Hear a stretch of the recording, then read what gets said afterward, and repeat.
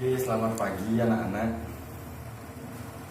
Bapak ingin bertanya ya, apakah ada salah satu dari teman kalian yang tidak hadir hari ini? Oke, kalau nihil.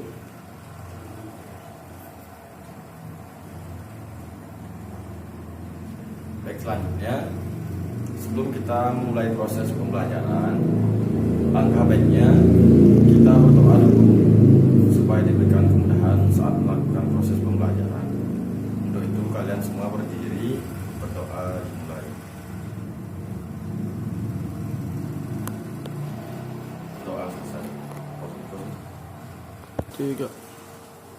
Baik, saatnya kita masuk ke materi ya. Di sini sebelumnya kalian udah ada yang tahu belum apa itu APBN dan APBD?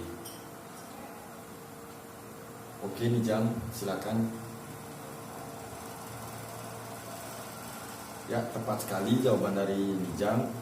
Jadi, APBN itu adalah rencana keuangan tahunan pemerintah negara Indonesia yang disetujui oleh Dewan Perwakilan Rakyat APBN, berisi daftar sistematis dan terperinci yang memuat rencana penerimaan dan pengeluaran negara selama 1 tahun anggaran. Jadi dia tuh mulainya tanggal 1 Januari sampai 31 Desember. Perubahan APBN dan pertanggungjawaban APBN setiap tahun ditetapkan dengan undang-undang. 2, 3. Dan untuk APBD itu adalah rencana keuangan tahunan pemerintah daerah di Indonesia yang disetujui oleh Dewan Perwakilan Rakyat Daerah. APBD itu ditetapkan dengan peraturan daerah tahun anggaran APBD meliputi masa 1 tahun mulai dari tanggal 1 Januari sampai 31 Desember. Tiga. Sampai situ kalian sudah paham apa itu APBN dan APBD? Baik, kalau sudah, Bapak ingin membagi kelompok untuk kalian 3 kelompok yang terdiri dari satu kelompok itu terdiri dari 5 sampai 6 orang. Oke, silakan dicari.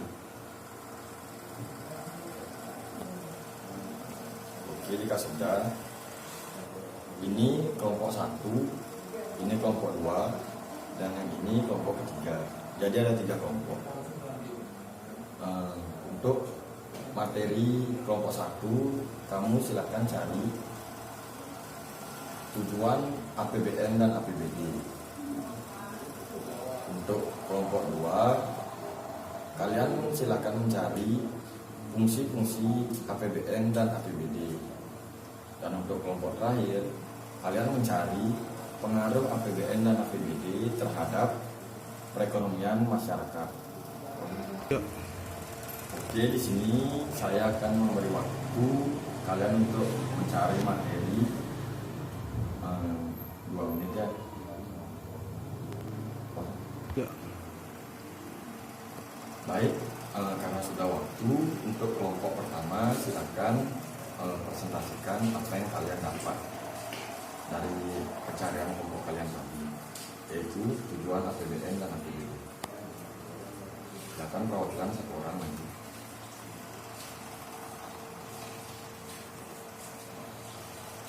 Oke, jawabannya sangat tepat ya, yang sangat tepat sekali. Silakan untuk kembali. Terima kasih buat saudara Bijang. Jadi tujuan APBN itu yang pertama sebagai pedoman penerimaan dan pengeluaran negara dalam melaksanakan tugas kenegaraan untuk meningkatkan produksi, memberi kesempatan kerja dan menumbuhkan perekonomian untuk mencapai kemakmuran masyarakat. Dan tujuan APBD yang sudah tadi disebutkan, yaitu yang pertama membantu pemerintah dalam hal ini pemerintah daerah mencapai tujuan fiksi.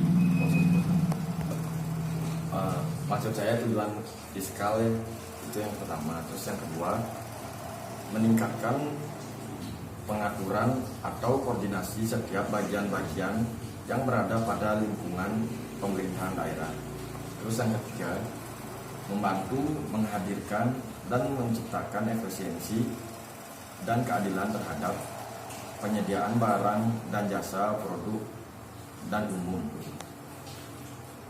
Terus yang keempat, menciptakan prioritas belanja atau keutamaan belanja pemerintah daerah.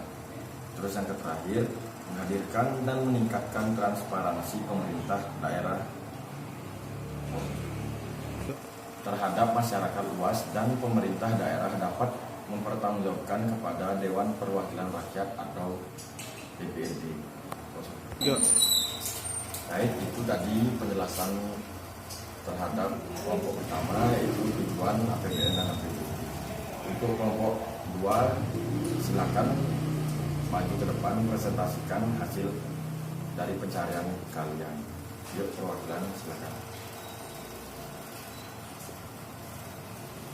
Oke, baik sekali, silakan duduk kembali. Jadi, fungsi APBN itu yang pertama, fungsi otoritas yang mengandung arti bahwa anggaran negara menjadi dasar untuk melaksanakan pendapatan dan belanja pada tahun yang bersangkutan. Dengan demikian, pembelanjaan atau pendapatan dapat dipertanggungjawabkan kepada rakyat. Ya. Baik, untuk selanjutnya yang kedua yaitu fungsi perencanaan. Seperti yang sudah dikatakan teman kalian tadi, fungsi perencanaan itu mengandung arti bahwa anggaran negara dapat menjadi pedoman bagi negara untuk merencanakan kegiatan pada tahun berikut. Bila suatu pembelanjaan telah direncanakan sebelumnya, maka negara dapat membuat rencana-rencana untuk mendukung pembelanjaan tersebut. Misalnya, telah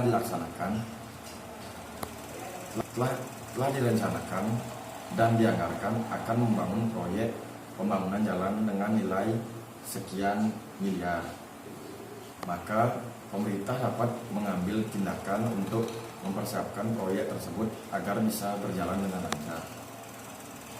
Ya. Terus untuk yang ketiga, fungsi pengawasan. Berarti anggaran negara harus menjadi pedoman untuk menilai apakah kegiatan penyelenggaraan pemerintah negara sesuai dengan ketentuan yang telah ditetapkan.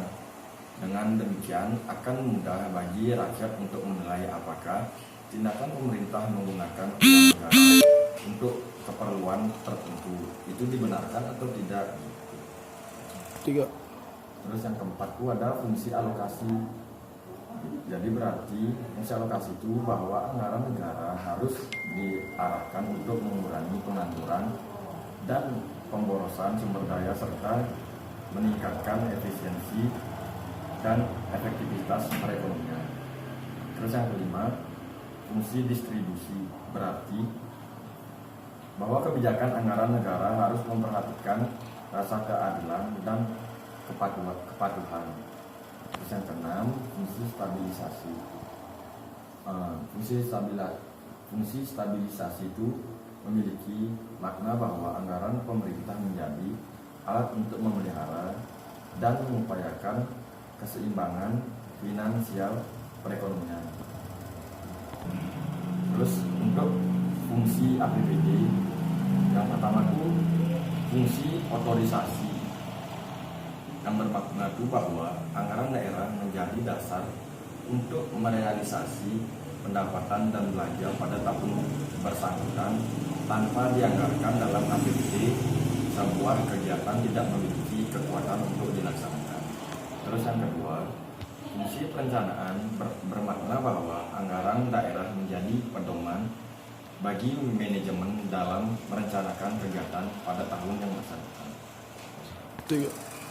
Terus ada fungsi perencanaan, yang dimana bahwa fungsi perencanaan itu membutuhkan anggaran daerah menjadi pedoman bagi manajemen dalam merencanakan kegiatan pada tahun yang bersangkutan. Terus fungsi pengawasan mengandung makna bahwa anggaran daerah menjadi pedoman untuk nilai keberhasilan dan kegagalan penyelenggaraan pemerintah daerah. Terus untuk selanjutnya itu ada fungsi alokasi. mana fungsi alokasi itu mengandung makna bahwa anggaran daerah harus diarahkan untuk menciptakan lapangan kerja, mengurangi pengangguran dan pemborosan sumber daya, serta meningkatkan efisiensi dan efektivitas perekonomian daerah. Terus untuk selanjutnya fungsi distribusi, di mana fungsi distribusi tersebut memiliki makna bahwa kebijakan-kebijakan dalam penganggaran daerah harus memperhatikan rasa keadilan dan kepatutan. Terus untuk yang terakhir itu ada fungsi stabilisasi, di mana yang memiliki makna bahwa anggaran daerah menjadi alat untuk memelihara dan mengupayakan keseimbangan fundamental perekonomian daerah. Baik, untuk kelompok yang terakhir, silakan maju ke depan, presentasikan hasil dari diskusi kalian. Satu orang perwakilan, silakan. Oke, tepat sekali jawaban dari kelompok terakhir, di mana pengaruh APBN dan APBD terhadap perekonomian masyarakat itu yang pertama ada pengaruhnya, yaitu meningkatkan pertumbuhan ekonomi masyarakat. Maksudnya dapat mengetahui besarnya GNP dari tahun ke tahun. Terus yang kedua itu dapat menciptakan kestabilan keuangan atau moneter negara karena dapat mengatur jumlah uang yang beredar di masyarakat. Terus untuk yang ketiga, menimbulkan investasi masyarakat karena dapat mengembangkan industri-industri dalam negeri. Terus untuk yang keempat, seperti yang sudah dijelaskan oleh teman kalian tadi, yaitu untuk memperlancar distribusi pendapatan, ya maksudnya dapat mengetahui sumber penerimaan dan penggunaan untuk belanja pegawai dan belanja barang serta yang lainnya. Untuk yang ketiga itu dapat menimbulkan investasi masyarakat karena dapat mengembangkan industri-industri dalam negeri. Untuk yang terakhir, memperluas kesempatan kerja karena terdapat pembangunan proyek-proyek negara dan investasi negara sehingga dapat membuka lapangan kerja yang baru dan dapat meningkatkan kesejahteraan masyarakat. Jadi itu pengaruh APBN dan APBD terhadap perekonomian masyarakat.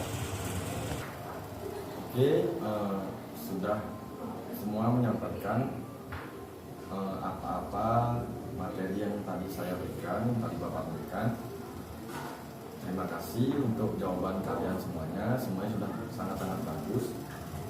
Dan yang terakhir, di sini Bapak meminta untuk satu orang dari kalian ada yang bisa menyimpulkan dalam pembelajaran hari ini. Oke, Rizky, silakan maju ke depan, silakan menyimpulkan.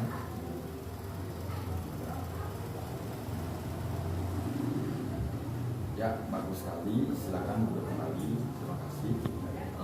Untuk kesimpulan hari ini, jadi 3.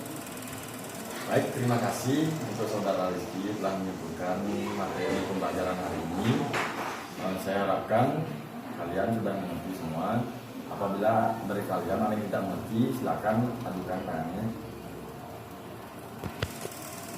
Baik, kalau sudah mengerti semua, saya di sini punya soal buat kalian di kumpulan hari ini, tapi saya akan membahasnya di pertemuan berikutnya ya. Ya. Baik, di sini saya akan membagikan.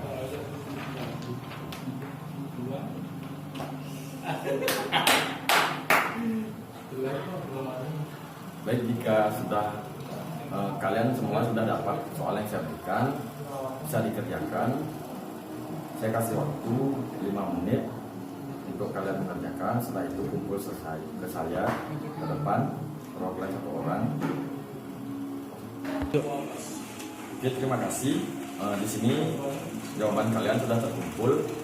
Di sini Bapak saya akan menyampaikan dan akan membahas soal-soal ini di pertemuan berikutnya. Sekian pembelajaran hari ini. Semoga sebelum kita menutup pelajaran, alangkah baiknya kita berdoa terlebih dahulu. Untuk itu kalian semua berdiri berdoa dimulai. Berdoa selesai. Selamat pagi.